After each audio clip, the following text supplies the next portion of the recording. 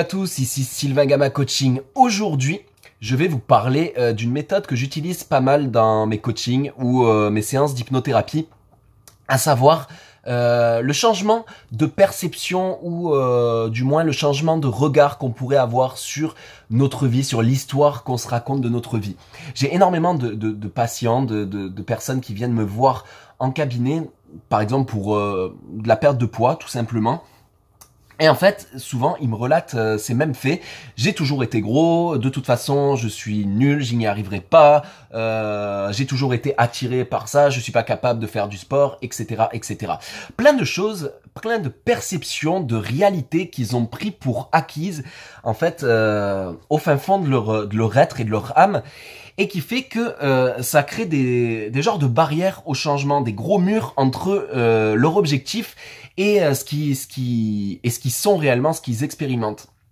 Et en fait, ce serait la première méthode à utiliser, c'est pouvoir faire changer la vision des choses, la vision de la vie finalement à ces personnes.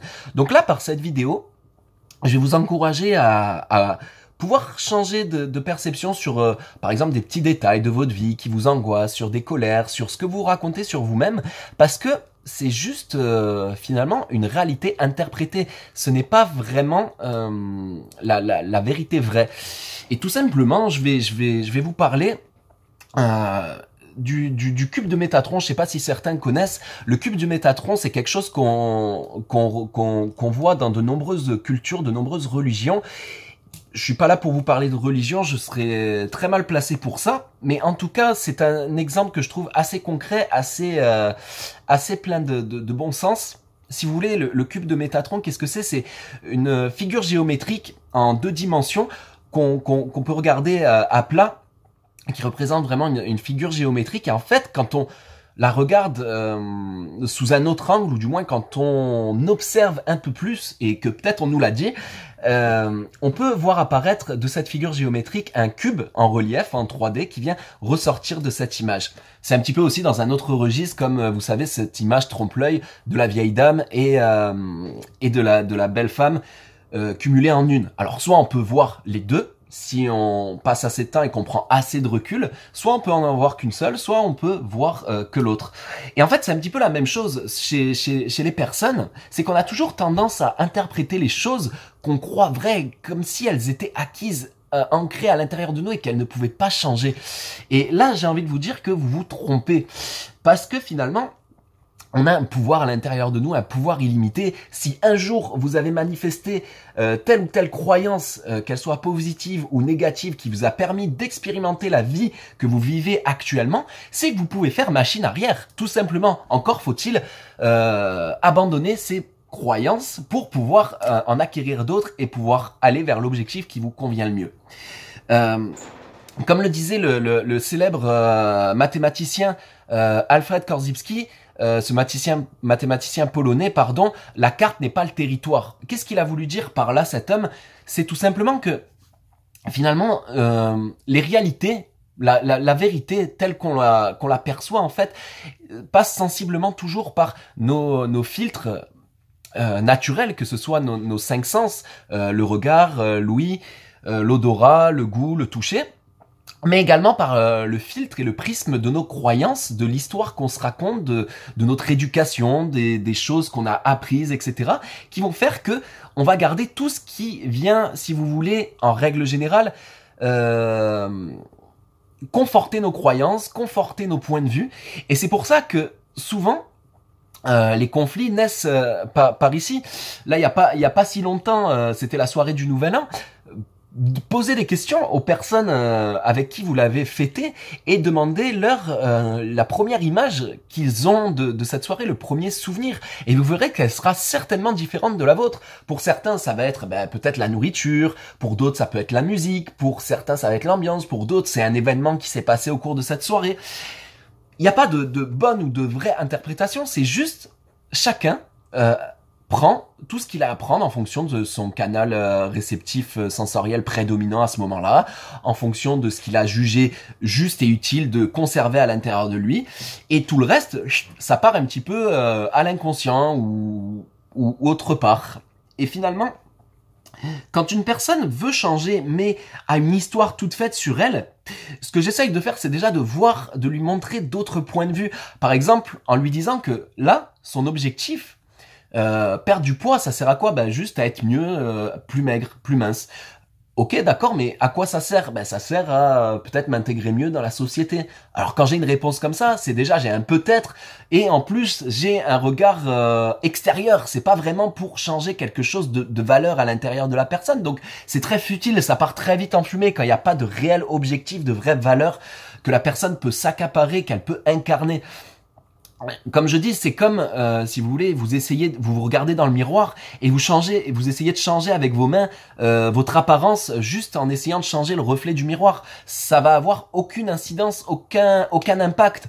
Tandis que quand vous comprenez que le changement il doit venir de vous et qu'il nécessite que un changement vraiment de votre moi, de votre soi authentique, là ça peut contribuer à faire un premier changement.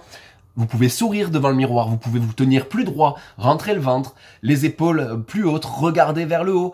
Ou à l'inverse, à contrario, regarder vers le bas, tirer une tronche de 10 km de long, et finalement ça va déjà changer les perceptions de vous-même. Donc sachez une chose, c'est que même si vous consultez un hypnothérapeute, si bon soit-il, en fait c'est tout simplement votre propre...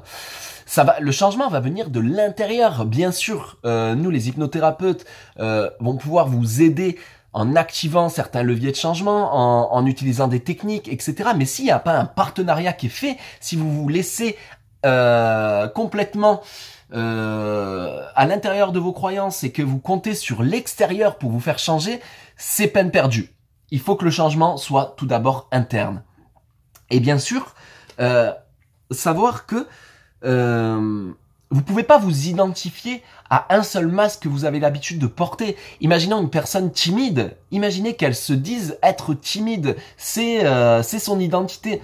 Eh bien non, c'est juste un masque à un moment donné qu'elle a désiré installer parce que ça lui permettait de fuir certaines situations, ça lui permettait de d'avoir du plaisir illusoire immédiat et esquiver certaines souffrances dans l'immédiat. Et quand on compense avec la nourriture, c'est un petit peu pareil. On a un plaisir immédiat et on repousse certaines souffrances. Mais ça, c'est tout un processus interne qui s'est créé. Et quand on désire changer au niveau conscient, juste parce qu'on nous l'a dit, parce qu'on sait que c'est bien, etc., avec le cerveau rationnel, le cerveau conscient, ça a très peu d'impact puisque revenons-en au fait, c'est comme si vous essayiez de changer votre image dans le reflet du miroir. Tandis que quand on se base sur l'inconscient, sur ce qui fait qu'on a que tous nos automatismes, que toutes nos émotions, etc., nos habitudes, ce qui est notre, j'ai envie de dire, vrai nous, ce qui fait battre notre cœur, etc., commence à changer, commence à trouver sa véritable raison d'adopter tel ou tel comportement, alors là, quand on a changé un petit peu tout ce câblage archaïque qu'est l'inconscient, et ben là on peut avoir de véritables résultats et surtout durables. On va pas être obligé de subir des régimes drastiques qui viennent nous éreinter et puis proches par moments des fois de la malnutrition et qui causent des troubles au niveau de la santé. On va avoir juste une autre croyance sur nous-mêmes, la croyance qu'on peut y arriver, qu'on peut se motiver à faire du sport, que toute notre vie dépend de nous et pas de phénomène extérieur. Et à partir de ce moment-là, c'est déjà un premier processus qui va contribuer à votre changement. J'espère que cette vidéo en aura aidé certains. Pour d'autres, n'hésitez pas à me contacter via les réseaux sociaux ou mon site internet gammacoachinghypnose.com. Et puis, pour les autres, n'hésitez pas à me contacter pour prendre un rendez-vous afin que je vous aide à activer ces leviers de changement qui sont en vous. N'oubliez pas que le pouvoir est en vous et que vous avez une puissance illimitée. Chacun de vous, là, au plus profond de lui-même, et qu'il nécessite juste d'un petit accompagnement, d'un petit déclic pour déclencher tout ça et vous diriger vers la vie à laquelle vous aspirez. Je vous remercie pour votre écoute. À très bientôt et très bonne semaine à tous. Ciao, ciao.